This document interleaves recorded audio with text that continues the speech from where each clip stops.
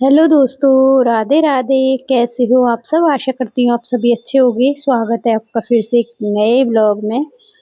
तो ब्लॉग की शुरुआत हुई है, देख सकते हो आप। आपको मैं पौधे दिखा रही हूँ जो कि मेरे बिल्कुल खराब हो चुके हैं। अभी कुछ दिन पहले ही पौधे लगे थे, अभी एक सवा महीना ही हुआ है, लेकिन सब पौधे बिगड़ चुके हैं।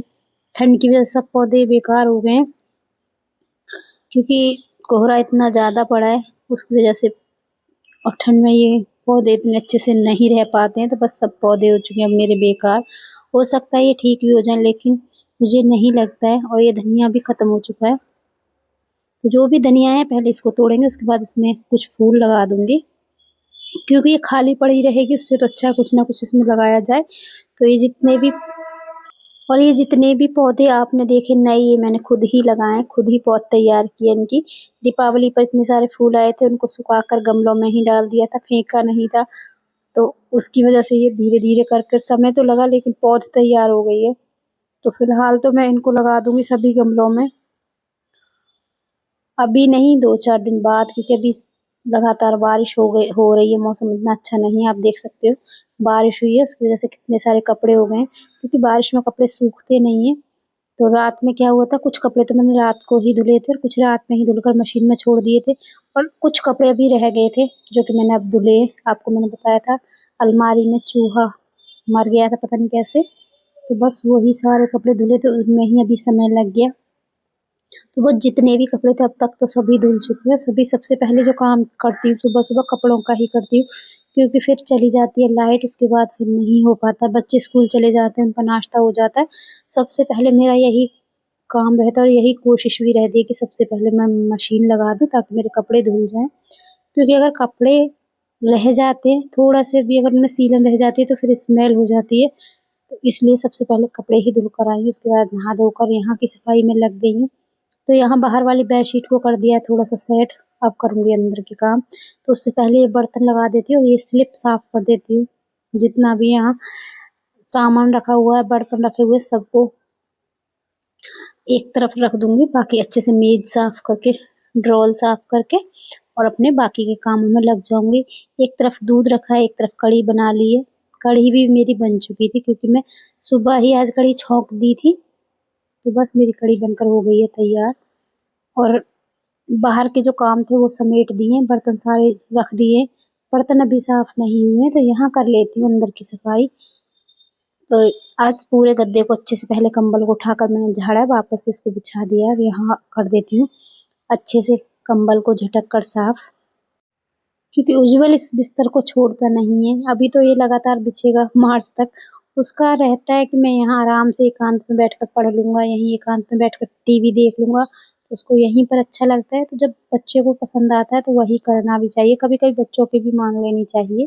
वैसे आपने देखा बेड अंदर भी है बाहर भी है, चारपाई भी है, दो दो तीन तीन, लेकिन उसको पसंद आता है सर्दियों में यहाँ पर सोना, कोने में अच्छा लगता है उसको। तो इसलिए उसके लिए ये बिस्तर लगाया जाता है। और यहाँ क्या है, अच्छे से पढ़ाई भी हो जाती है, सीधा नज़र टीवी पर भी जाती है। तो इस वजह से और भी ज़्यादा ये बिस्तर उसको पसंद आता है।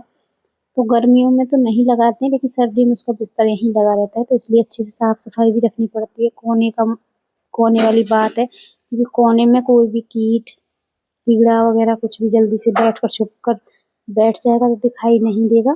इसलिए अच्छे से डेली साफ सफाई करती हूँ, चटाई उठाकर, कंबल झाड़ कर। कोशिश मेरी यही रहती है, जिस दिन धूप निकल आती है तो उस दिन तो बिल्कुल सब सामान बाहर डाला जाता है, फिर अच्छे से सफाई की जाती है, सभी बिस्तरों में धूप लगाती हूँ। तो ये मेरे काम चलते ही रहते हैं। तो बस यहाँ अच्छे से सफाई हो गई थी। इसी बीच परी का लंच हो गया था, तो परी लंच करने आई थी। तो यहाँ परी का नाश्ता बना कर रख दिया था, क्योंकि उज्जवल सुबह स्कूल जाता है तो नाश्ता सुबह ही सबका बना देती हूँ। वो लेकर चला जाता है, बाकी सब अपना खा लेते हैं, परी बीच में आकर खा लेती है। तो चाय बनाकर रख दी थी, चाय के साथ पराठे बना दिए थे आज आलू के, तो वही रखे हुए। तो वही उसको बता रही हूँ, चाय को थोड़ा गर्म करके पीना। क्योंकि परी क्या करती है, अगर पराठे होते हैं तो फिर अगर चाय ठंडी भी होगी तो ठंडी चाय के साथ ही वो खा लेती है। वैसे वो चाय कम ही पसंद करती है, लेकिन क्या है, थोड़ा सा लगता है बच्चों को कि पराठे के साथ कुछ चाय हो या सॉस हो। तो सॉस तो वो नहीं खाएगी, लेकिन चाय बनाकर रखती थी। आज थोड़ी सी चाय ज़्यादा ही बनाई थी। तो सर्दियों का मौसम है और सर्दियाँ भी चल रही हैं, तो थोड़ी बहुत चाय तो चलती है। इसलिए उसके लिए पहले से ही थोड़ी सी चाय फालतू बना कर रख दी थी। बस यहाँ उसने तो चाय ले ली थी, उसके बाद वो चली गई थी। उसके बाद मेरे रह गए थे झाड़ू पोछा ये सब। कढ़ी को तो मैंने फ्राई कर दिया था, कुछ को रख दिया था उठाकर, क्योंकि तड़का जो लगता है कढ़ी में तो उसका स्वाद ही बदल जाता है। तो यहाँ कढ़ी अभी तक बन ही रही थी। तो बस यहाँ मेरा काम सारा खत्म हो गया था और अब बना लेती हूँ मैं यहाँ रोटियाँ। कढ़ी बनकर हो चुकी थी लगभग तैयार। एक तरफ मैंने चावल बनाकर रख दिए हैं। आज चावल भी बनाए थे कढ़ी के साथ। मौसम अच्छा था, धूप निकल रही थी बाहर।